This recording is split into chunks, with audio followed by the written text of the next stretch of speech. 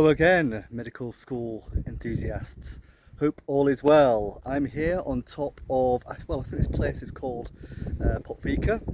I'm still currently in Serbia. I moved recently from Gornji. So we'll start this update as I normally do. I'll show you around a little bit. So I'm in a place called Sokobanja.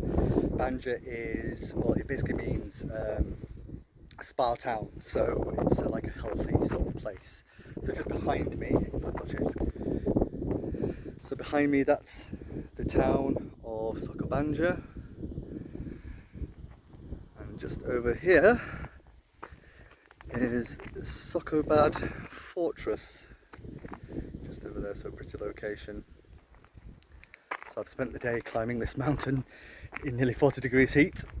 But I've had a little rest, and I thought I'd give you an update to the latest legal challenges because there has been a few developments. This beautiful scenery behind me, I'll tell you about my 6-week intensive exam prep for the IMAT in Italy.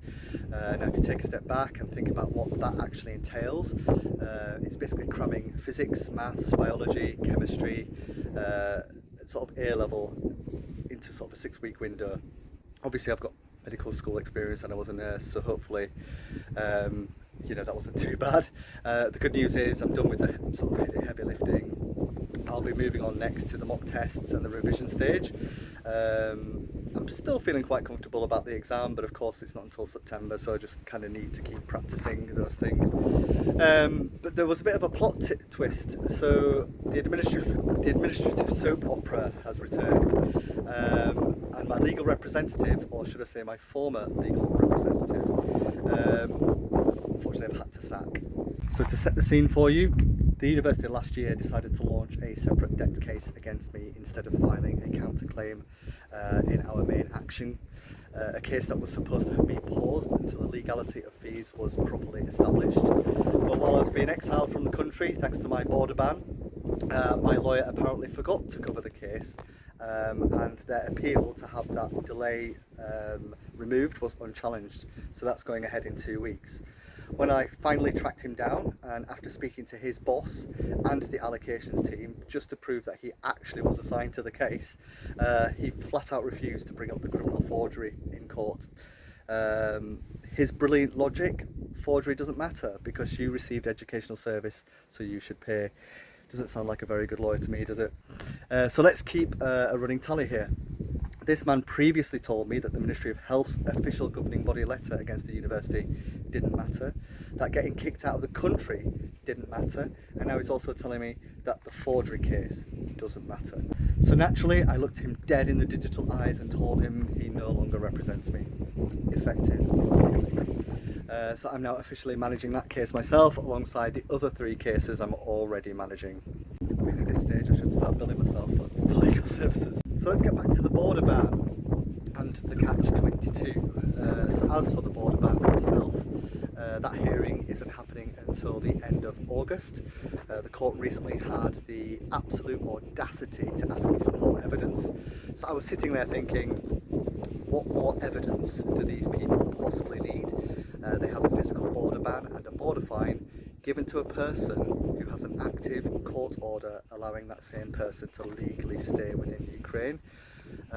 It's a bureaucratic masterpiece of absurdity. But honestly, it's that kind of exact absurdity which has paved the golden highway to the European Courts of Human Rights. So let's get into the European Courts of Human Rights. The reason I came to Sokobanja, I completed my 6-week study plan in Gornji. I came here for a couple of weeks to put that together. So as mentioned, over the last 2 weeks I've been dismantling the 6 active court cases that I have against Ukraine. We are talking about 470 files, 850 emails that I've had to go through, which then I've had to cross-reference, and from that mountain of paperwork, here we are on a mountain, ironically, I've put together a 10-page sort of master timeline. I've put together a 100-page evidence pack, and I've mapped out the whole mess directly to 13 distinct human rights violations. If you want a sneak peek at some of those violations. I've actually posted the full breakdown in the community post tab right here on this channel, so if you want to check it out. And of course, to get anywhere with the ECHR, I have to prove that I've exhausted all of their domestic remedies, which is hilarious considering I've been hit with a border ban, so I literally cannot attend court in person. They've also told me, which is another bit of an update, that I cannot even attend remotely unless I have what you call a QES, or it's like an electronic signature.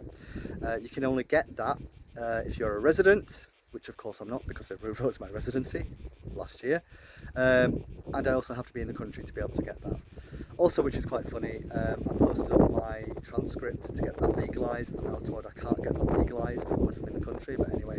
So of course these are all just closed loops, they're just designed to lock you out, but I've mapped everything else out now, put the pack, and it's coming together. I should have it completed sort of in the next day or two.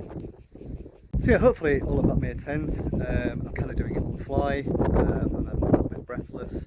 I shall leave you with the beautiful views of this mountain, as medical school is like a mountain to climb, and so is the legal battles in Ukraine. So I'll wish you well and all the best. I'll see you for the next update.